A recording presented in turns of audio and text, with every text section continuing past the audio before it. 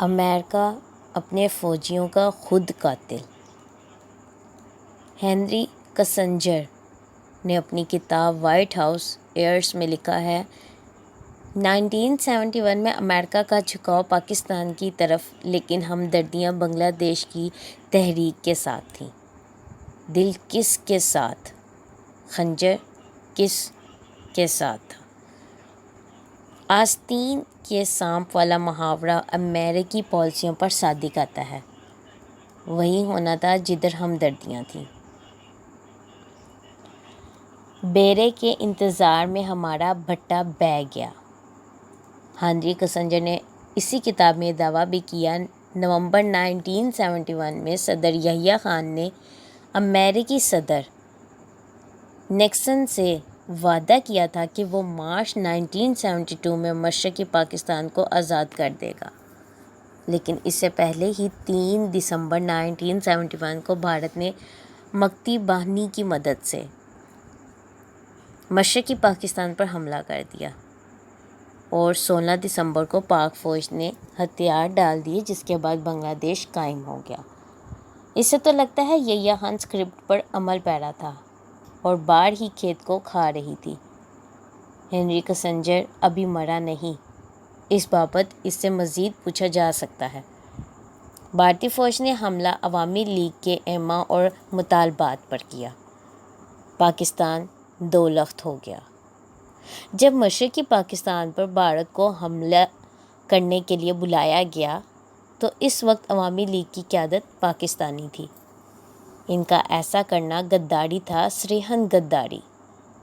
London میں آج ایک ہاتھی گدگدا رہا ہے، وہ بھی پاکستان کے خلاف بھارت سے مدد مانگتا ہے۔ اس پر کئی جرائم کے تحت مقدمات درج ہیں۔ سب سے پہلے غداری کا چلایا جائے۔ عمران خان حکومت کے 3 سال مکمل ہوئے۔ اس حوالے سے ایک تقریب کا انعقاد کیا گیا جس میں 3 سالہ کارکردگی کے بارے میں شہنائیاں بجاتے ہوئے بتایا گیا۔ ویسے تو کارکردگی بتانے اور جتانے کی ضرورت نہیں ہوتی، وہ خود بولتی ہے۔ ہو سکتا ہے کارکردگی کچھ آہستہ بولی ہو، جیسے شہنائیوں کی گونج میں دب کے رہ گئی آہ دیوانے کی، جو کئی کو سنائی نہ دی ہو۔ ان کو سنانے کے لیے حکومت نے بہت بڑی تقریب کا انعقاد کیا۔ تقریب اسلام آباد کے کنونشن سینٹر میں تقریب منعقد کی گئی۔ اس میں وزیر اعظم، وفاقی وزراء، پی ٹی آئی رہنماؤں، آزاد کشمیر کے صدر اور وزیر اعظم نے شرکت کی۔ گورنر سندھ عمران اسماعیل نے پارٹی ترانہ گایا۔ عطا اللہ عیسیٰ خیلوی اور ابرار الحق نے آواز کا جادو جگایا، جس پر شرکا جھوم اٹھے۔ من پسند کھانوں سے پیٹ بھرا تو اس کا خمار، اس کے ساتھ ساز جھنکار، ماورائے فکر ماہ شرکا نے جھومنا ہی تھا۔ تقریب میں جن لوگوں کو بلایا گیا، ان کو بخوبی علم تھا کہ حکومت نے کون سی مہم سر کی ہے، کون سی لنکا ڈھائی ہے۔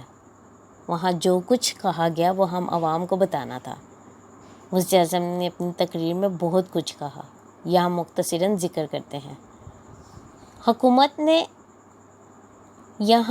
میں آئے تو ملک دیوالیہ ہونے کے قریب تھا۔ 20 ارب ڈالر کا کرنٹ اکاؤنٹ خسارہ ورثے میں ملا، جو کم ہو کر صرف 1 ارب 8 کروڑ ڈالر تک آ گیا۔ اگلے 10 برس میں 10 ڈیم بنانے جا رہے ہیں۔ جب ہم آئے تھے تو ہمارے غیر ملکی زر مبادلہ کے ذخائر 16.4 ارب ڈالر تھے اور آج ہمارے 27 ارب ڈالر کے ذخائر ہیں۔ ہماری ترسیلات زر 29.4 ارب ڈالر پر پہنچ گئی ہے۔ صنعت میں 18% سے زائد اضافہ ہوا۔ سیمنٹ کی 42% فروخت بڑھی ہے۔ زراعت میں 1100 ارب اضافی کسانوں کے پاس کیا ہے۔ پنجاب کی اینٹی کرپشن نے مسلم لیگ نون کے 10 سالوں میں کل 2.5 ارب روپے برآمد کیے تھے، جبکہ ہمارے 3 سالوں میں اسی ادارے نے 450 ارب روپے برآمد کر چکے ہیں۔ وزیر اعظم نے اپوزیشن جماعتوں کی جانب فوج کے خلاف بیانات کو آڑے ہاتھوں لیتے ہوئے کہا، ماضی میں نے بھی فوج پر تنقید کی۔ کوئی بھی ادارہ غلطیاں کر سکتا ہے۔ عدلیہ، فوج اور ہم سیاستدان بھی غلطیاں کرتے ہیں، لیکن اس کا یہ مقصد نہیں کہ آپ اپنی فوج کو برا بھلا کہنا شروع کر دیں اور ان کے پیچھے پڑ جائیں۔ یہ فوج کے پیچھے اس لیے پڑے ہیں کیونکہ چاہتے ہیں کہ فوج کسی طرح حکومت گرا دے۔ حکومت کو گھر بھجوانے کے لیے اپوزیشن کس کو پکار رہی ہے؟ عمران خان کے بقول پاک فوج، یعنی اپنی فوج کو، اور جس طرح پکار رہی ہے اس طرح تو وہ حکومت کے زیادہ قریب آ رہی ہے۔ اس پر پی ٹی آئی کو اپوزیشن کی شکر گزار ہو کر اسے دعائیں دینی چاہیے۔ اپنی فوج اور دشمن کی فوج سے مدد مانگنے میں بڑا فرق ہے۔ دشمن سے اپوزیشن نے بظاہر مدد نہیں مانگی۔ آج امریکہ افغانستان سے انخلا کر رہا ہے تو اس کا کریڈٹ عمران خان کو جاتا ہے۔ ان کے زور دینے پر امریکہ طالبان کے ساتھ مذاکرات پر آمادہ ہوا اور پھر امن معاہدہ طے پایا۔ گزشتہ روز کابل ایئرپورٹ پر بدترین دہشت گردی ہوئی۔ 2 خودکش دھماکوں میں بچوں، خواتین اور 13 امریکی فوجی سمیت 60 افراد ہلاک ہو گئے۔ 15 امریکیوں سمیت 150 افراد زخمی بھی ہوئے۔ طالبان کے متعدد گارڈز بھی زخمی ہوئے۔ داعش نے ذمہ داری قبول کر لی۔ ایک دھماکہ ایئرپورٹ کے سامنے ہوٹل کے قریب ہوا۔ ہوٹل میں زیادہ تر برطانوی اہلکار ٹھہرے ہوئے ہیں۔ دھماکے کے بعد فائرنگ کی آوازیں بھی سنی گئیں۔ دوسرا دھماکہ ایئرپورٹ گیٹ کے سامنے ہوا۔ ہدف کابل ایئرپورٹ کے باہر جمع لوگ تھے۔ کل کی دہشت گردی میں جو امریکی مرے ہیں ان کا سب سے بڑا ذمہ دار امریکہ خود ہے۔ دوسرے الفاظ میں اپنے فوجیوں کو خود کا قاتل بھی ہے۔ اس نے 1 مئی 2021 تک انخلا کا وعدہ کیا تھا۔ اس میں 1 دن کی بھی تاخیر کیوں کی گئی؟ امریکہ کے پاس کئی بڑے کارگو ہیں۔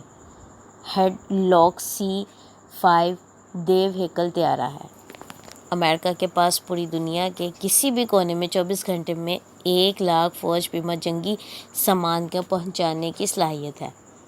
افغانستان سے امریکہ اپنے فوجیوں اور سارے ساز و سامان کو 1 دن میں لے جا سکتا تھا۔ تاخیر کی تو آج دہشت گردوں کو مہلک حملہ کرنے کا موقع مل گیا۔ داعش اب امریکہ اور طالبان کی مشترکہ دشمن بن کے سامنے آئی ہے۔ نہیں معلوم امریکہ کا خنجر کس کے ساتھ اور دل کس کے ساتھ ہے۔ ہنری کسنجر نے کہا تھا 1971 میں امریکہ کا جھکاؤ پاکستان کی طرف، لیکن ہمدردیاں بنگلہ دیش کی تحریک کے ساتھ تھیں۔ شکریہ۔